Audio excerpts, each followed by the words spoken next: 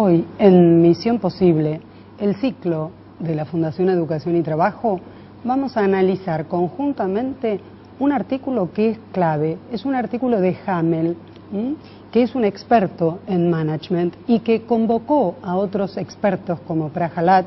¿Para qué? Para ver cuáles son las metas visionarias de la gestión. Es decir, esta crisis no ha pasado en vano.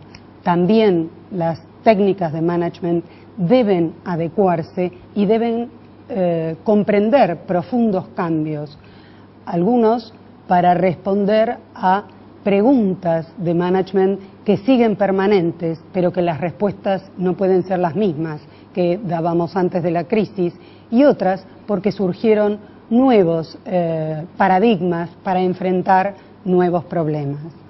En este caso, Hamel, como decíamos, convocó a un grupo de los más destacados expertos en management para básicamente descifrar cuáles son los 25 desafíos que las empresas y los ejecutivos y los nuevos líderes deben enfrentar para ser exitosos post esta crisis.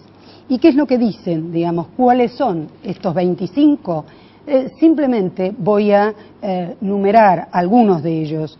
El primero es algo importantísimo: asegurarse que el trabajo sirve para algo más que simplemente para cumplir con el trabajo. Es decir, darle un propósito mayor a esta gestión, a la gestión del trabajo.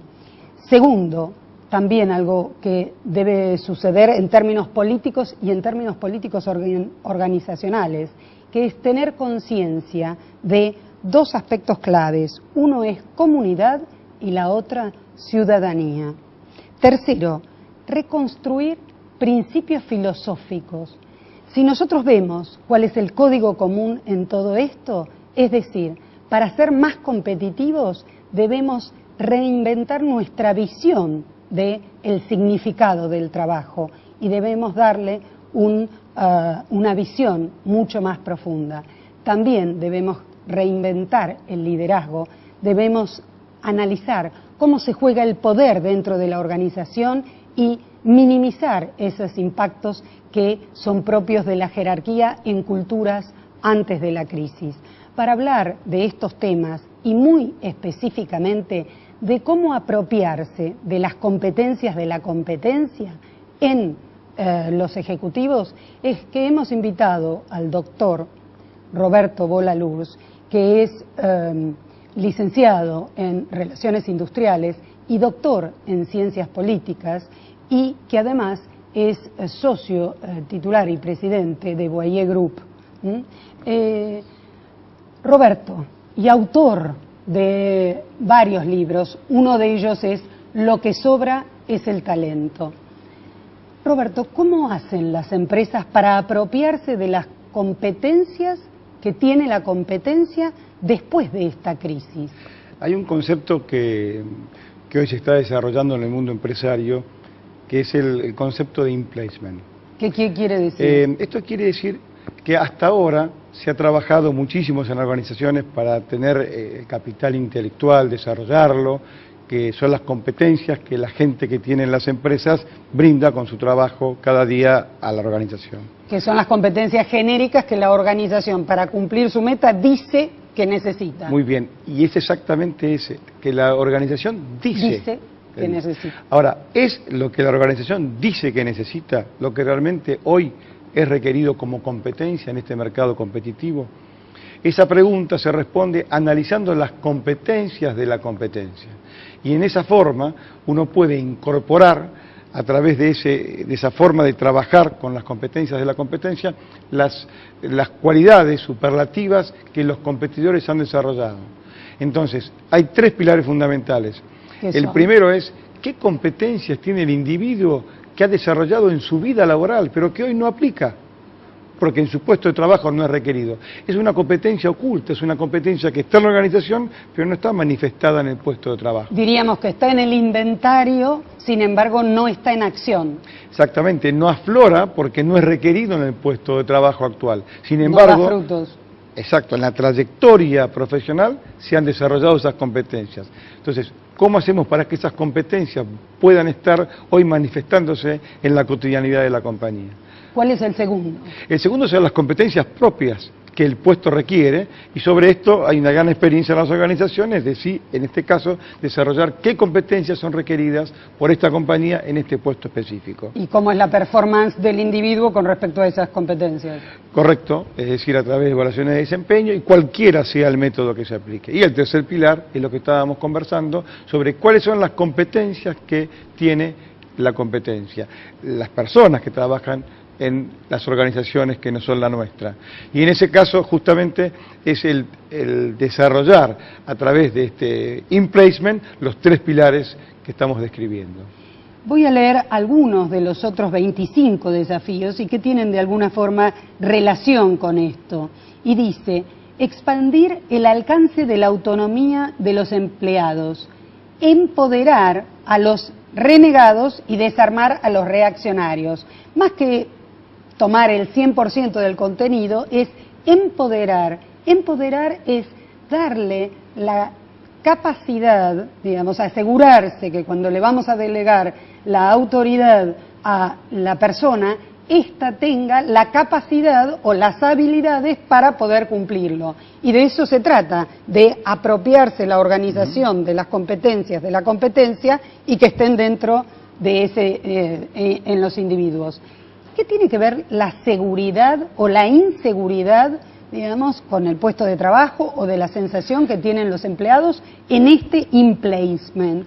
En el pasado se hablaba de la seguridad en el empleo a través del trabajo que las personas desarrollaban en una empresa por mucho tiempo.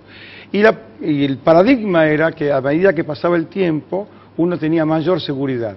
Es decir, aquellas personas que ganaban la confianza y que trabajaban bien, permanecían en los puestos de trabajo por mucho tiempo. Y la inseguridad estaba dada en las personas que recién se incorporaban a la organización, que no habían podido demostrar esto que acabo de explicar. Hoy el paradigma es exactamente al contrario. ¿Cuál es el paradigma? Hay mayor seguridad en las personas que se acaban de incorporar y menos seguridad en este concepto en las personas que han desarrollado una vida en la empresa por ahí, porque las fusiones, las adquisiciones, los cambios de la estructura ponen en tela de juicio muchas veces o expulsan a gente que se ha desarrollado en la empresa. Entonces, como que las competencias que fueron reales históricamente no necesariamente son necesarias en el hoy. Correcto, y eso le da inseguridad. Ahora, ¿quiere decir que la inseguridad ha ganado las relaciones en el trabajo? En absoluto. Lo que hoy se habla es de empleabilidad. Y eso justamente el in-placement lo que busca es exactamente dar esa posibilidad de desarrollo en las competencias de las personas. Es decir, la empleabilidad es la capacidad que una persona tiene para ser interesante en el mercado de trabajo, en la empresa o fuera de la empresa en la que estoy. Entonces, esa seguridad se ha transformado en ser empleable cada día. ¿Cuál es la ventaja de esa empleabilidad para la empresa? Hace años se discutía si una persona hacía capacitación, me lo robaba la competencia. Exacto, es un paradigma que, digamos, todavía permanece en las organizaciones y uno lo escucha cotidianamente. Sí, uno lo escucha, aunque hoy las grandes corporaciones han desarrollado programas de entrenamiento y desarrollo para sus colaboradores. Ahora, el tema de la empleabilidad es no solo lo que necesita para desarrollar su trabajo, sino lo que es competente en el mercado, que me supera como compañía. Uno puede decir, voy a entrenar a las personas que trabajan en la empresa para que ahora sí mi competencia se lo lleve porque tienen las competencias que mi competencia necesita. Bueno, entonces, la realidad estamos con el viejo paradigma de capacitación. Entonces, si usted no tiene personas empleables porque a la competencia no le interesan, usted no tiene gente competente. Y no tiene el talento que se necesita para el día de hoy. Consolidando esto que estaba diciendo Roberto, el desafío número 13 dice desarrollar indicadores integrales de desempeño.